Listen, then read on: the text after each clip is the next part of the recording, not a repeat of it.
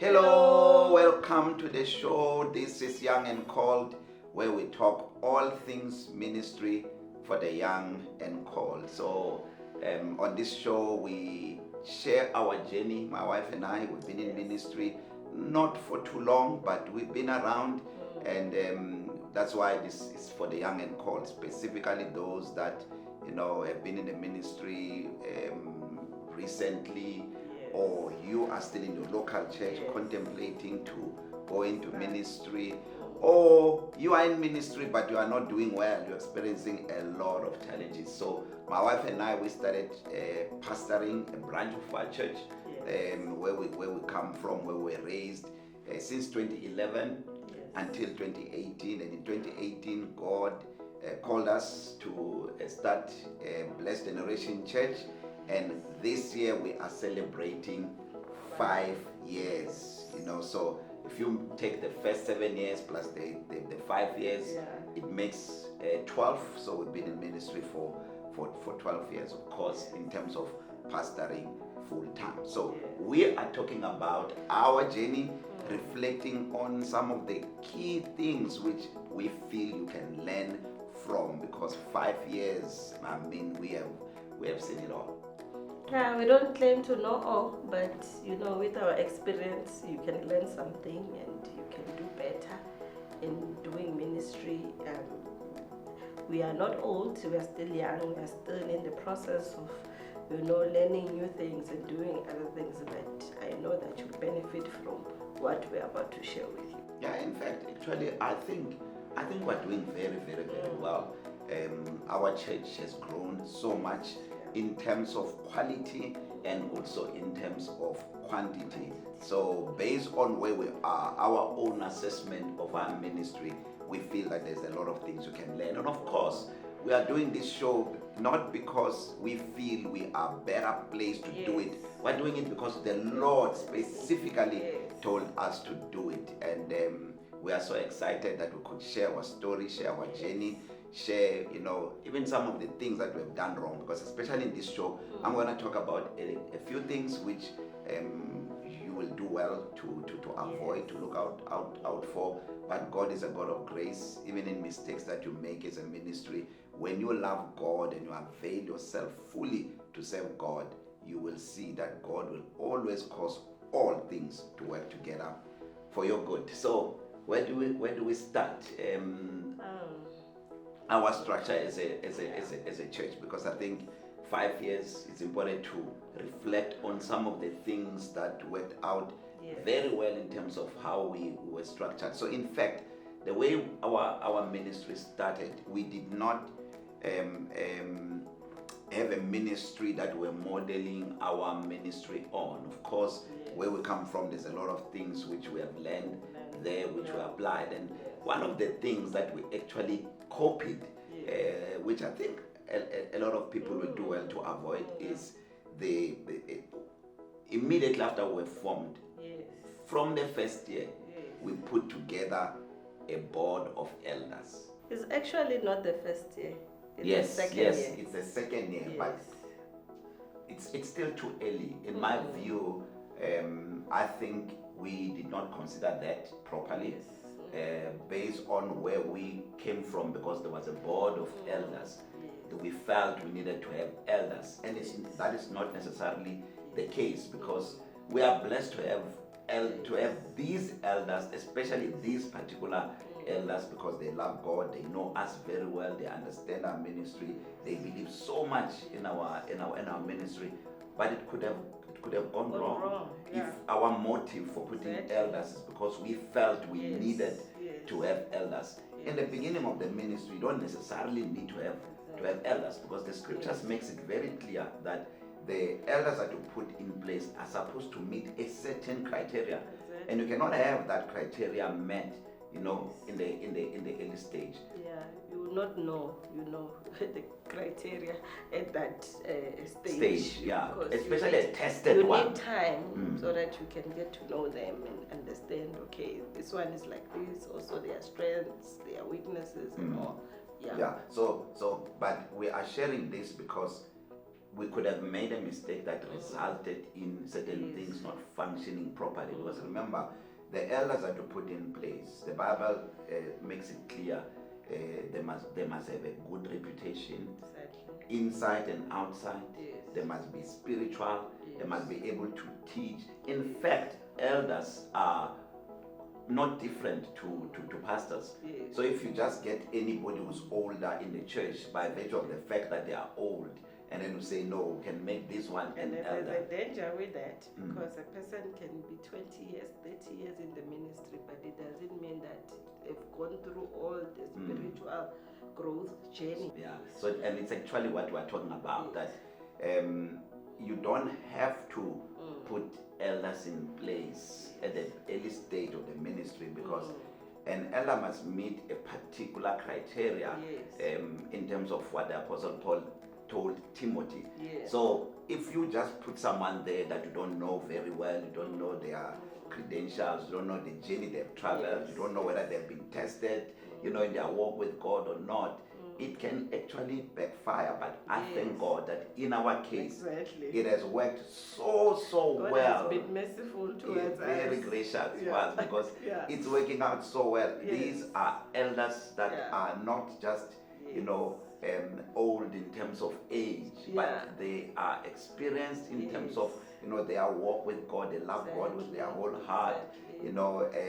and they are, when it comes to our church administration, Yes. they came in so handy. Exactly. What they do in terms of their work, Yes. they have helped us a lot. So we are conscientizing you to say, take your time to put leadership in place. In fact, Yes. what we advise is that instead of giving people positions, Yeah. you rather give responsibilities. Exactly. But grow as a man of God, as a woman of God, grow with the church, and allow Yes. God to be the one that leads you Exactly. into who you put in a Yes. leadership position. Yes. But I really thank God about the elders that God has given to us. Yes. We are so in sync, but there's a lot of things we also do to make sure that we grow together. We have retreats, The fellowships. lots of fellowship, so we have close relationship with Exactly. the individual families Yes. and them as a collective, to make sure that we grow together and we benefit from the relationship. Because sometimes the leaders, what makes the leaders to be strong is the personal encounters Yes, that we have, exactly. personal experiences that we have, and grow together. So we thank God for our elders who happen to also be our executive board as a Yes, church. So exactly. we are in the board, they are in the board, and Yes. together we put what you see Yes. together, and it's working out so nice. We are so blessed to have such elders in the church. They bring, integrity into the ministry and the church, and our congregation. They really respect us because of them being there. Yeah, And, yeah. In fact, that's one of the Yes, reasons yeah. why Yes. we felt we needed to put elders, and we happen to have the right people in the Yes, ministry who have been with us, for a long time, who understands us. Actually, our relationship with them extend beyond the age of the church. Maybe it's working out because God led us. We may feel that we did it, but it may be that Yes, God exactly. led us. But what we're trying to say for the young and cold, with us, because we had elders in the Yes. church where we come from, we Yeah. felt for the church to be together, we needed to put elders. But we are Yeah. telling you now, unless God has put the right people in your Yes, ministry, exactly. don't be in a rush, to fill in a structure that Yeah. makes an organization. If you are there as a shepherd, give people responsibilities, trust God, He will lead you every step of the way. And one of the things I want us to touch on is the relationships that we have even outside of our ministry.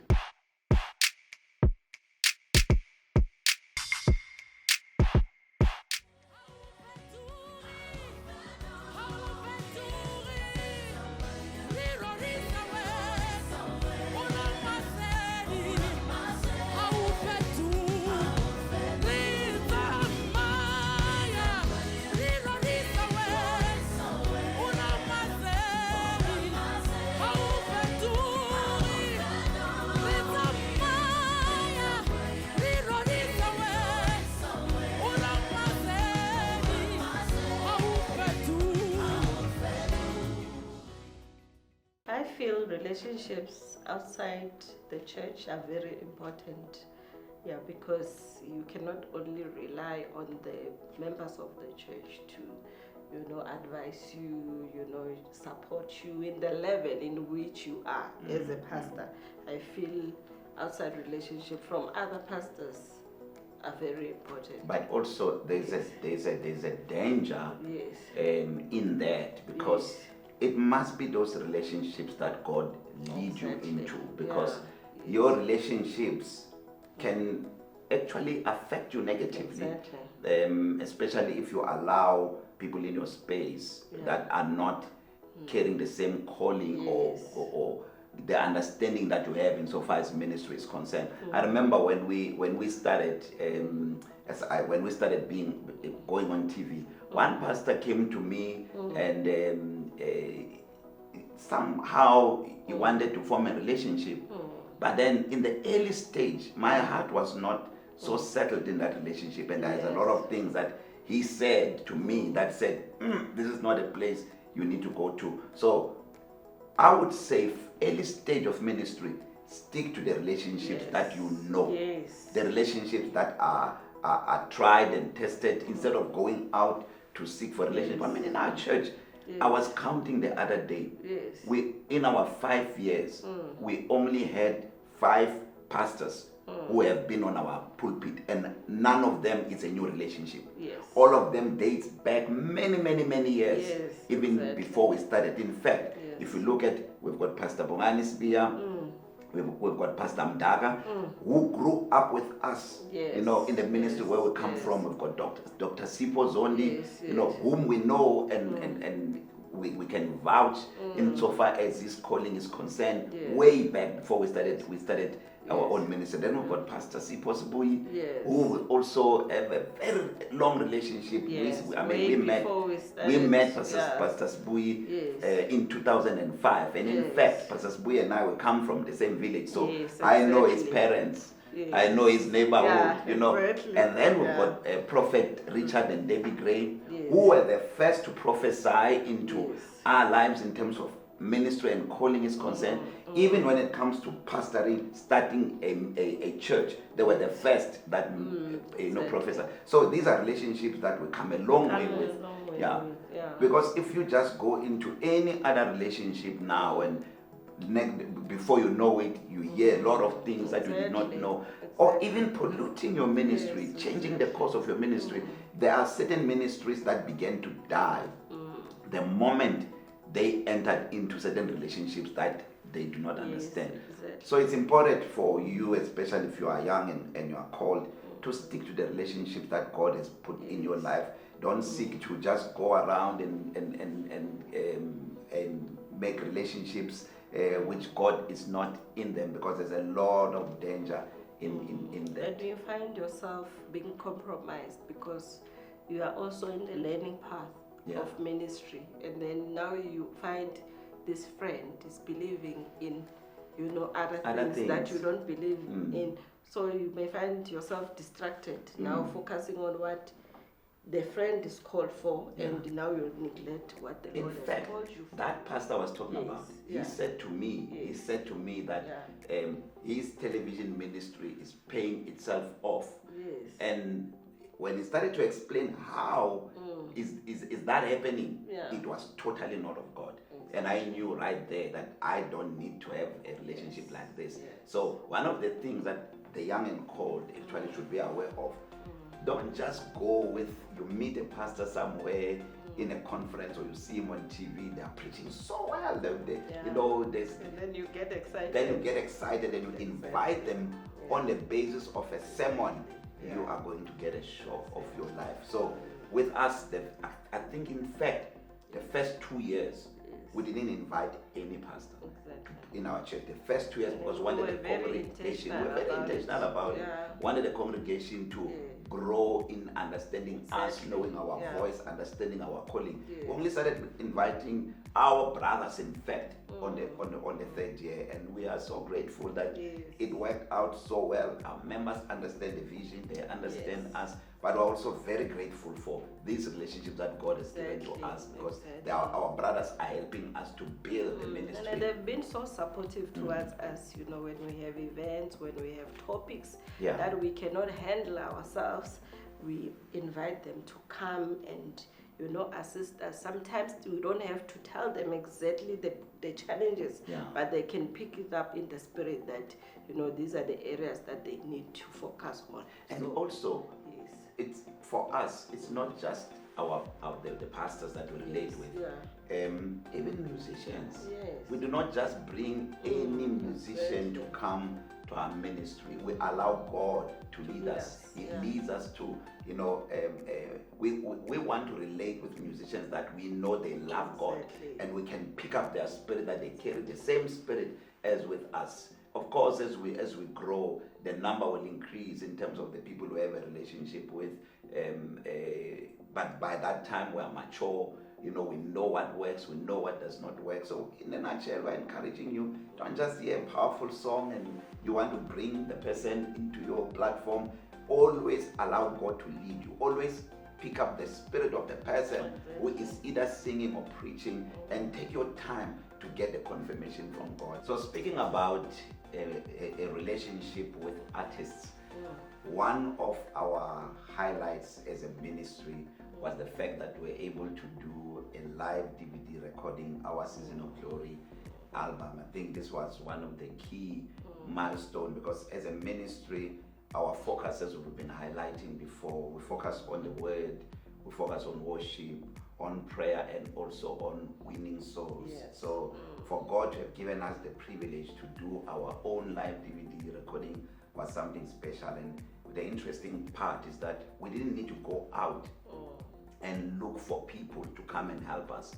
God brought the people, and we're so grateful that God brought us Pastor Michael, David, and Koli Tabete, who are part of our ministry, and they came in, they gave themselves to the full. We didn't need to go out and ask anyone to come in. God brought them, and this is one of the things that I'm so grateful. I just see the grace of God in that, because when you are in ministry and there are certain things that you focus on, it's very important that you desire to see God in those areas. So we are thankful for what God has done in our 5-year journey.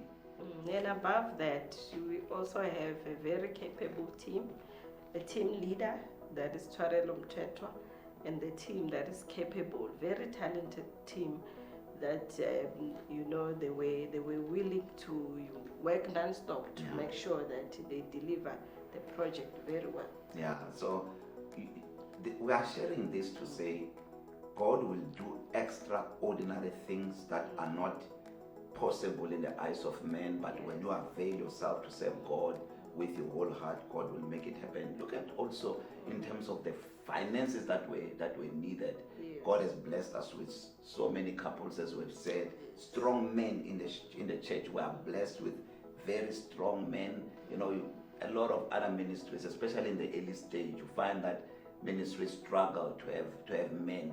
But I believe that when men come into our ministry and find the way we do things together as a couple, they find balance. And we also have ministries in the church which caters for different stages. We've got the blessed children, blessed teens, blessed youth. We've got blessed women, and we have blessed men. And one of the programs we had during the celebration was to have a blessed men gathering, where we gathered as men, and we just had an awesome time. So we are just saying all this to say to you, it's doable. Avail yourself to serve God. Ministry is so nice when you don't put it on your own shoulders. You allow God to do it. And we have enjoyed our 5 years. We hope that these few things that we have shared, there are certain things that you picked up which are going to benefit you as you move forward. Don't be afraid It's doable. God is on your side, and when you are led by God, you will do the things that you're supposed to do. Yeah, so if we have done it, we are young, we are called, you can also do it. Also, it doesn't mean that you have to be young, but this is for the young and called. So as always, we have run out of time. We are going to take a song from the Season of Glory album, songs that we have written ourselves, and I hope you are going to enjoy it. We'll talk more in the next episode. God bless. Hallelujah. Glory to Jesus.